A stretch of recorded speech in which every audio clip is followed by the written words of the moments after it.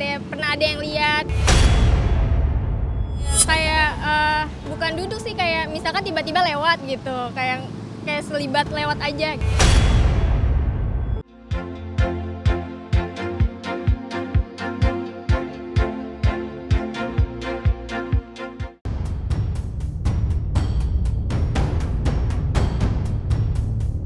Misteri tempat menakjubkan namun berbahaya.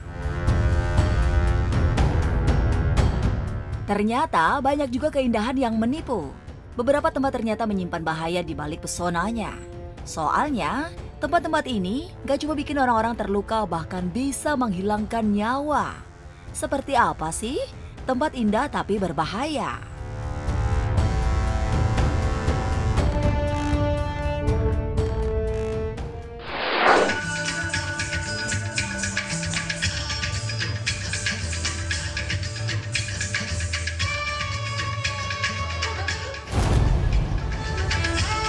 Sungai Yamuna di India tetap ramai meski beracun. Setiap festival Chhat Puja yang biasanya berlangsung Oktober dan November, umat Hindu di India biasanya berbondong-bondong mengunjungi Sungai Yamuna. Ratusan penganut ajaran Hindu berdiri setinggi lutut di airnya yang berbusa, nampak seperti dilapisi salju tebal. Nyatanya, bukanlah salju, melainkan busa beracun dari polutan industri. Bahkan, mereka pun membenamkan seluruh tubuh mereka ke dalam air limbah tersebut. Mereka berdoa di sungai itu sebagai bagian dari ritual keagamaan untuk meminta perlindungan Dewa Matahari. Sungai Yamuna, yang panjangnya diperkirakan 1.376 km, adalah salah satu sungai paling suci bagi umat Hindu, meski tercatat sebagai paling tercemar di dunia. Lebih dari separuh kebutuhan air di New Delhi menimbulkan risiko kesehatan yang serius bagi warganya.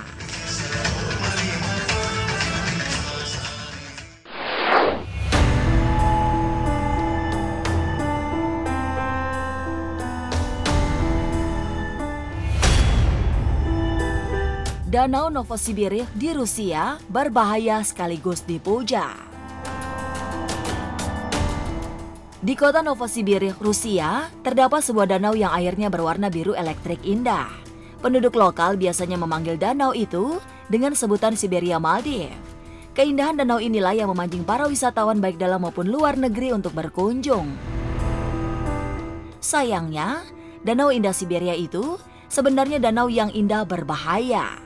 Siberia Maldives merupakan danau buatan yang digunakan untuk tempat pembuangan abu kimia yang dihasilkan dari pembakaran batu bara di pembangkit listrik tenaga panas yang menyediakan energi untuk ke kota Novosibirsk. Pembangkit listrik terbesar dari jenisnya di Siberia yang dibangun pada tahun 1970-an. Air biru elektrik danau mengandung residu kimia di mana warna birunya berasal dari reaksi kimia antara kalsium bercampur dengan oksida logam. Siberia Generating Company, perusahaan tersebut memberi peringatan berbahaya bagi para wisatawan untuk berhati-hati. Meskipun danau itu dangkal, hanya 1 hingga 2 meter namun dasarnya berlumpur. Jika ada yang jatuh ke dalamnya, akan sulit sekali keluar tanpa bantuan. Ditambah, bisa menyebabkan iritasi kulit serius.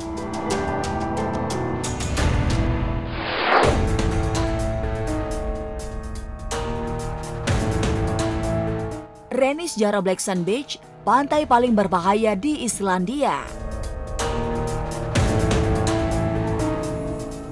Pantai yang indah seringkali identik dengan pasir putih yang berkilau.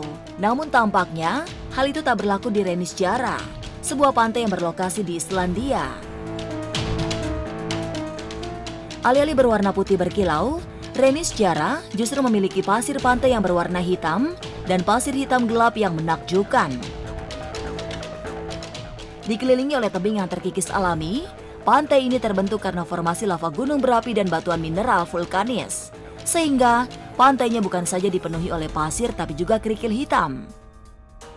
Pantai tersebut bukan jenis pantai yang tepat untuk berjemur atau berenang karena gelombang ombak dari lautan Atlantik sangat kuat dan bisa datang kapan saja. Disebut juga sebagai pantai mematikan karena berkali-kali memakan korban akibat ombak tinggi yang menyapu pinggir pantai.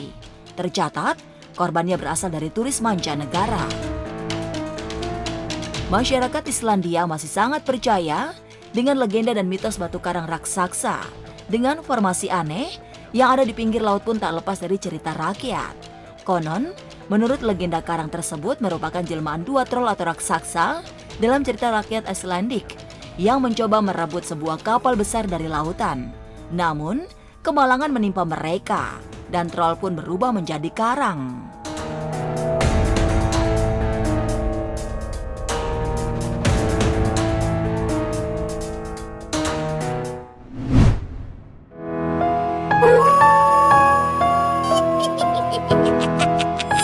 Gangguan makhluk astral saat berada di JPO Ciputat. Kalau misalkan malam nih aku lewat JPO ini juga kayak hawanya tuh rada-rada gimana gitu ya kan. Jadi takut. Terus saya juga dengar dari orang-orang pun banyak yang melihat sosok-sosok yang bisa dibilang dunia lain yang sudah menjadi penunggu dari jembatan ini sendiri. Berada di atas lajur Jalan Insinyur Haji Juanda yang padat kendaraan, jembatan penyeberangan orang JPO Ciputat Tangerang Selatan malah jarang dimanfaatkan oleh para penyeberang jalan. Alhasil, sepinya penyeberang ditambah minimnya penerangan di jembatan pada malam hari, plus kondisinya yang kumuh dan banyaknya pohon tinggi di dekat jembatan membuat JPO Ciputat terkesan angker dan menakutkan.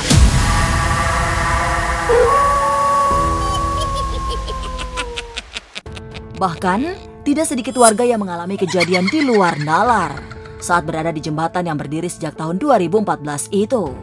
Mungkin kayak bayangan-bayangan putih gitu katanya pernah ada yang lihat. Kayak bukan duduk sih, kayak misalkan tiba-tiba lewat gitu, kayak selibat lewat aja. Ada aja gitu yang tiba-tiba lewat, sosok berbaju putih. Ada suara-suara yang mungkin gak ada orang lewat tapi ada orang lewat. Basic sih sebenarnya lihat langsung kayak belum pernah dan gak percaya, cuma karena kepercayaan kita kan meyakini ada dunia lain selain dunia kita gitu. Jadi ya antara percaya dan gak percaya sih. Kalau udah ngalamin sendiri baru percaya gitu. Jika jembatan JPO tidak dipakai atau tidak dirawat, bisa jadi insya Allah itu ada pada dasarnya sama seperti manusia. Ketika manusia melihat tanah yang kosong, mereka mematok untuk dijadikan tempat tinggalnya. Di bawah jembatan pernah terjadi kecelakaan yang merenggut nyawa. JPO Ciputat makin seram. Lokasi berdirinya JPO Ciputat dianggap tidak efektif dan efisien oleh warga. Sebab jembatan dan di sekitarnya ada beberapa perguruan tinggi itu dan kondisinya tidak terurus. Seperti atapnya banyak yang hilang, kiri kanannya banyak kawat bekas pemasangan spanduk liar, serta banyaknya coretan. Di bawah jembatan ternyata pernah terjadi peristiwa kecelakaan yang mengakibatkan korban nyawa. Iya, mungkin dulu tuh ada sempat kecelakaan ya, jadi orang-orang tuh kayak mikirnya mistis, jadi hal mistis gitu kalau lewat JPO ini. Dalam agama Islam tidak ada keterkaitan antara jembatan yang ada penghuninya dengan kecelakaan.